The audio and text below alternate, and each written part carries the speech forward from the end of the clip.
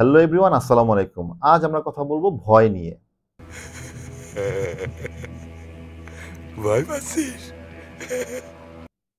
ভয় একটা মানবিক অনুভূতি। যেমন দুঃখ, কষ্ট, সুখ, তেমনি ভয়ও একটা অনুভূতি।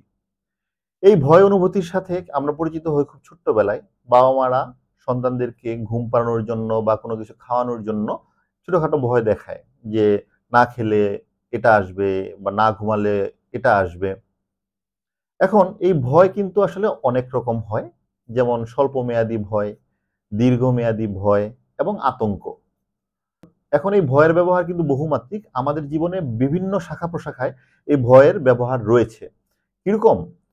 যেমন আমরা যেকোনো নাটক, সিনেমা বা গল্প উপন্যাসে পড়ি না কেন বা দেখি না কেন, তার বড় একটা অংশ জুড়ে রয়েছে এই ভয়। একটা ভয় বা ভীতি যদি না থাকে, একটা ভীতি সৃষ্টিকারী যদি অ্যান্টি হিরো বা ভিলেন যদি না থাকে, তাহলে আসলে নায়কের প্রয়োজন নেই। তাই অনেক সিনেমাতেই দেখা যায় প্রথমেই গল্প তৈরি হয় একটা ভীতি সৃষ্টিকারী, ভয় সৃষ্টিকারী একটা অ্যান্টি হিরোকে দিয়ে, এবং পরবর্তীতে নায়ক যখন আসলে নিষ্পেষিত জনতার পাশে দাঁড়ায় এবং পরবর্তীতে এই ভয় দূর করার জন্য এই ভিলেনকে, এই অ্যান্টি হিরোকে খতম করে এবং সেই ভয় দূর করে।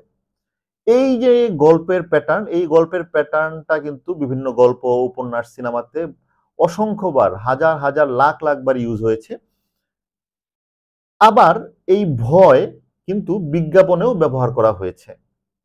বিভিন্ন বিজ্ঞাপনে দেখানো হয় যে মশার ভয়ের কারণে এই কয়েল, সেই কয়েল, স্কিনের যে সমস্যা বা চুলের যে সমস্যা, চুল পুড়ে যাওয়ার ভয়, তার জন্য এই শ্যাম্পু। আবার এই ভয়কে ডিফারেন্ট অ্যাঙ্গেলে ইউজ করে মার্কেটিং করেছে মাউন্টেন ডিউ। ভয় সবাই পায়, গলা সবারই শুকায়, কিন্তু যদি ভয়কে ভয় পাও তাহলে বড় কিছু করবে কি করে? তাই ডিউ খাও, ভয়কে হারাও। ভয়ের পরেই জয়। মাউন্টেন ডিউ তাদের বিজ্ঞাপনে বলেছে ভয়ের পরেই জয়, এবং তারাই বলেছে ভয় সবারই লাগে। আসলেই কি লাগে? ইয়েস, ভয় আসলে সকলেরই লাগে, এবং যে দেখায় তারও ভয় লাগে। এবং এই ভয় কিন্তু শুধুমাত্র এই বিনোদন জগতেই না, সামাজিক এবং রাজনৈতিক জীবনেও এই ভয়ের ব্যবহার রয়েছে। যুগে যুগে ইতিহাসে যত শাসক রয়েছে, তারাও কিন্তু এই ভয়কে ব্যবহার করেছে জনগণের উপর ক্ষমতা, কর্তৃত্ব রাখার জন্য। মুসলিম ইতিহাসের ফেরাউন থেকে শুরু করে পৃথিবীর যত যত শাসক রয়েছিল, যারা শোষণ করেছে জনগণকে, তারা কিন্তু এই ভয়কে ব্যবহার করেছে জনগণের উপর কর্তৃত্ব বজায় রাখার জন্য। এবং একটা কথা, এই ভয় কিন্তু আজীবন থাকে না।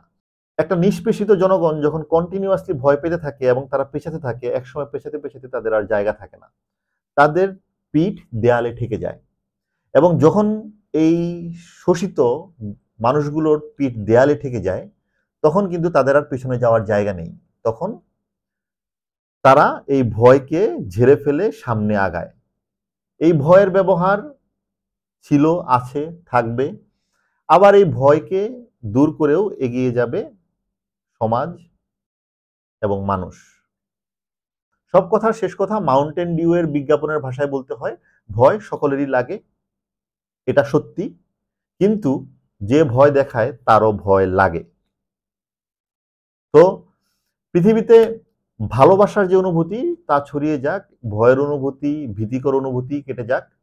আর বর্তমানে বাংলাদেশের পরিস্থিতিতে যেই সব ছেলে মেয়েগুলো মারা গিয়েছে, আমরা একের পর এক নিদারুণ করুণ ঘটনাগুলো দেখতে পাচ্ছি, শুনতে পাচ্ছি, খবর পাচ্ছি, তাদের জন্য শোক ও সমবেদনা।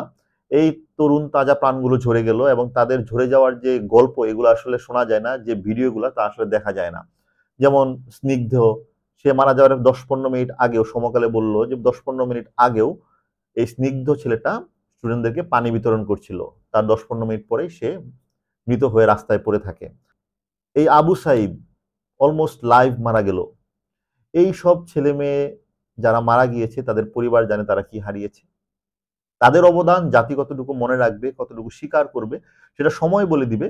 কিন্তু এই যে পরিবারগুলো যাদেরকে হারিয়েছে, তাদের কষ্ট ভোলার নয়। এই গত কয়েকদিনের ঘটনায় বাংলাদেশের রাজপথে যে প্রাণগুলো ঝরে গিয়েছে, সে হোক ছাত্র, সে হোক শিক্ষক, সে হোক সাধারণ পথচারী, সে হোক সাধারণ চাকরিজীবী, সে হোক আইন শৃঙ্খলা রক্ষাকারী বাহিনীর কেউ, সে হোক ছাত্র লীগের কেউ, অথবা যেই হোক না কেন, তাদের এই মৃত্যু মেনে নেওয়া যায় না। তাদের জন্য কয়েকটি শব্দ: কত মৃত্যু হলো রাজপথে, কত রক্তে রঞ্জিত দেশ, জানি না, জানবো না। কত তরুণ তাজা প্রাণ চেয়েছিল সম্মান, কত কিশোর নেমেছিল পথে রাখতে ভাই বোনের প্রাণ। কত বোনের আদরের ছুটু চোখে স্থির বিস্ময় নিয়ে ফিরেছিল ঘরে আবু সাইদ হয়ে। কত শিশু খেলছিল ছাদে, নাচছিল দুলে দুলে। আদরের তুলতুলে দেহখানি নিথর হয়েছে বাবার কোলে। সভ্যতার জন্যে মানুষ নাকি মানুষের জন্য নির্মাণ? কবে হলো এত সস্তা জীবন, জানি না, জানি না। শুধু জানি এত মৃত্যু, মানি না, মানা যায় না।